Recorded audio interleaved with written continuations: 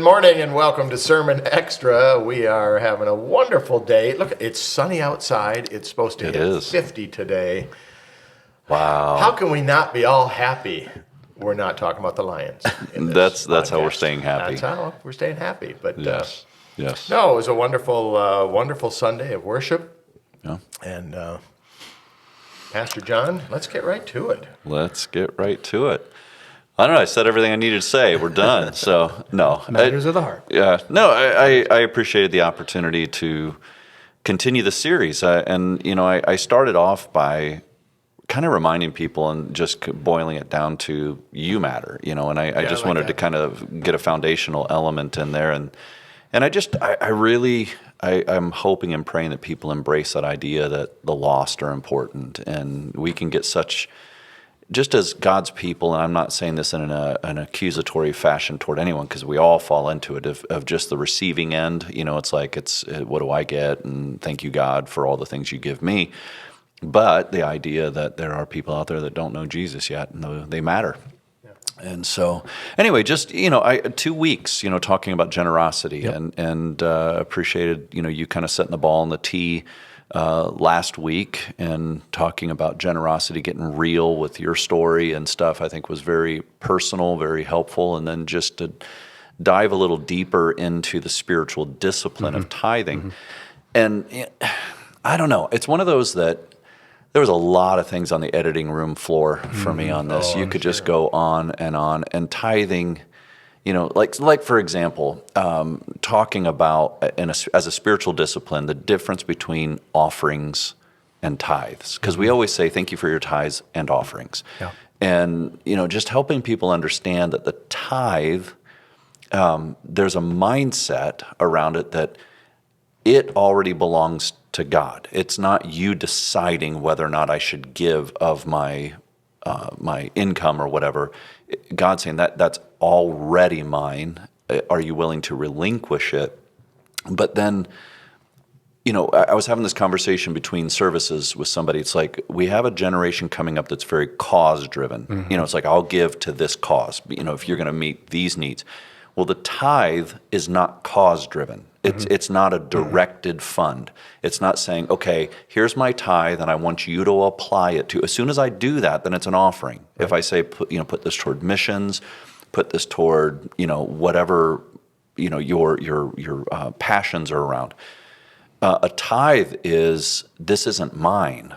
It belongs to God. It belongs to the church, and so I've given up control of it. And I'm trusting that the church, will use it to the glory of God and the growth of the kingdom. So again, there's just some of these teaching moments, because again, I said it in the sermon about the next generations are going to step up to do the ministry that we're doing today. They're going to have to answer the same call. And I believe the education that we can offer the next generations about what does it mean to give a tithe is really critical, because again, I kind of a little bit fearful of tomorrow, because we're losing that discipline. Yes. Our grandparents and stuff, man, they were just every Sunday. I was talking to one of our members right after, and they're like, they were talking about how watching their parents, it was a big deal for dad to get the checkbook. Yeah. Write the check on Saturday night, and the family witnessed this, and they were like, "This is what we do." And now, again, I don't want to knock people having automatic withdrawals. I think it's a blessing. It's certainly I think since COVID, Scott, we saw a huge increase of people going online. But you have to then intentionally make it a spiritual discipline, because it can be out of sight, out of mind. Yep. And how are you teaching your kids? Because the kids could look at that and go, "It's just another bill pay." Or they don't even see it. Or they don't even see it. Yeah. It's like the power bill. It's the whatever.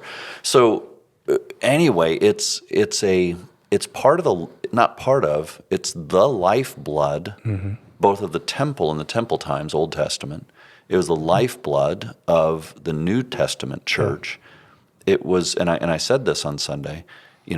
They were reliant. The church workers, the buildings, everything were reliant on people coming together with their tithe so that it could be resourced to carry out the mission. So anyway, it's just one of those that's it's a difficult subject, but here I guess is my final thing I'll say on this real quick is that I want people to see it's a joy.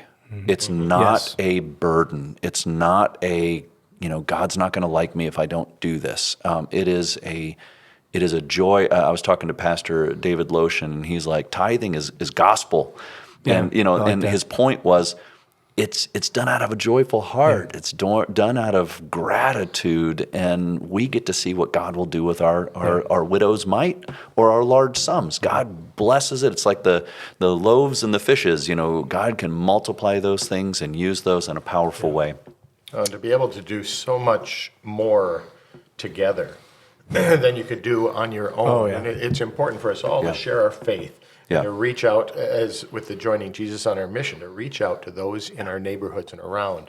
Yes. But when we tithe and we come together like that, for me, I've seen a lot of examples of that, and everybody knows now that power of like Kickstarters and that where a bunch of people kick in to make something happen that wouldn't happen if you didn't all join together. Right. I've seen that a lot actually in the comic book community, where they're publishing, and some of the characters they're getting a little bit more away from the values that they used to have. Gives them a lot more freedom. So some of the creators are stepping away and saying, we're going to create our own comics and things, but you need to support us if you want to send this message out. That's why I use the Nehemiah text, and I said as much on Sundays. Like, this is an example of people coming together, and it. Okay, so it wasn't about the tithe. They came together to build a wall.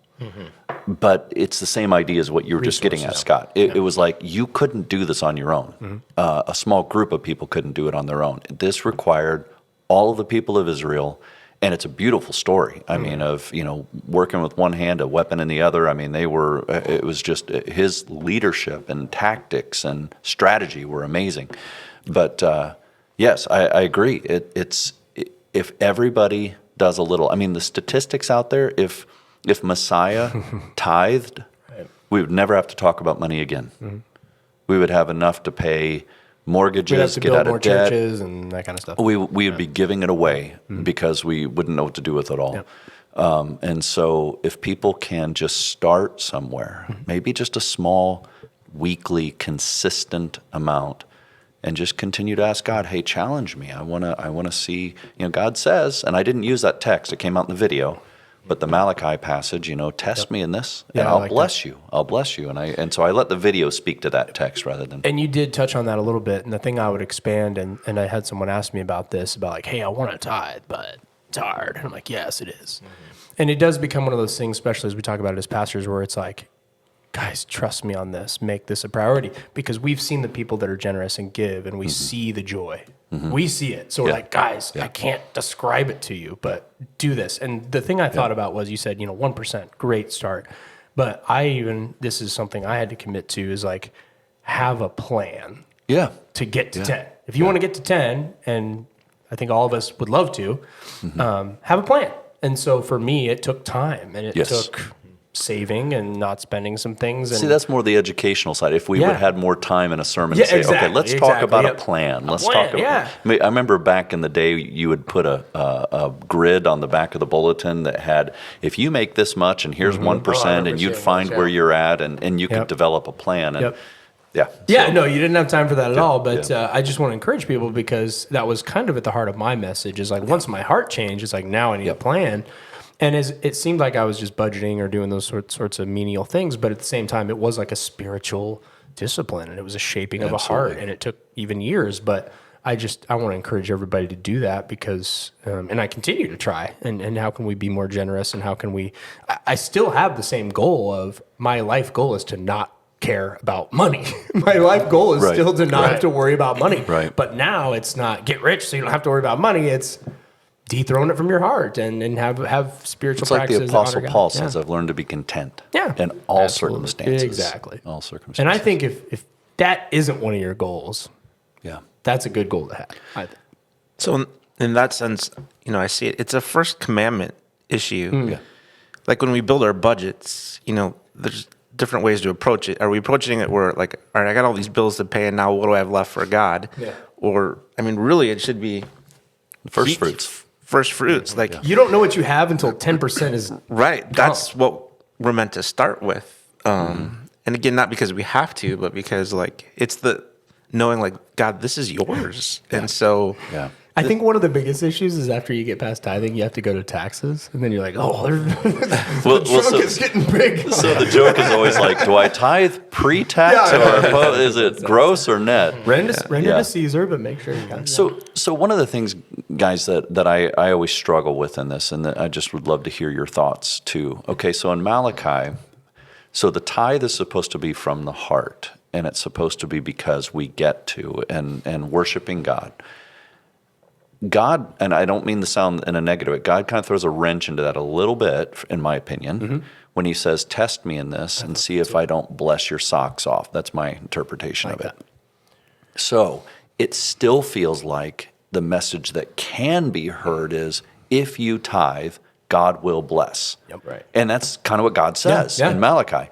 And so the motivation might be, well, I'm doing it in order to get blessed. And then of course there's all kinds of weird interpretations of what that means. If I give $100, does that mean God gives me 1,000? Yeah. and That's where it's we like, go. Yeah. But it's Right like, but I still want the motivation. Again, in a perfect world, I would love the motivation for people to tithe, just out of a sense of, I get to worship God. It's a wow God. It's an awe. I stand in awe of God. And so I don't know if that makes sense or. yeah. So just in my own personal life, and I think part of it is it's cultural too. In our Western world, we think often in terms of like abundance and, like when we think of blessing, like, but maybe the blessing is, so if I give God the first fruits, the blessing is I still have enough left to pay the rest of my bills, right? Yeah. It's not like he's going to double and triple, like I'm getting this back, but Right. It's the whole idea of, in the Eastern culture, I think, and when we were in the Holy Lands, seeing the green pastures, it was just that reminder of how God typically operates as each day. Like, Each day I'm is giving you enough. enough.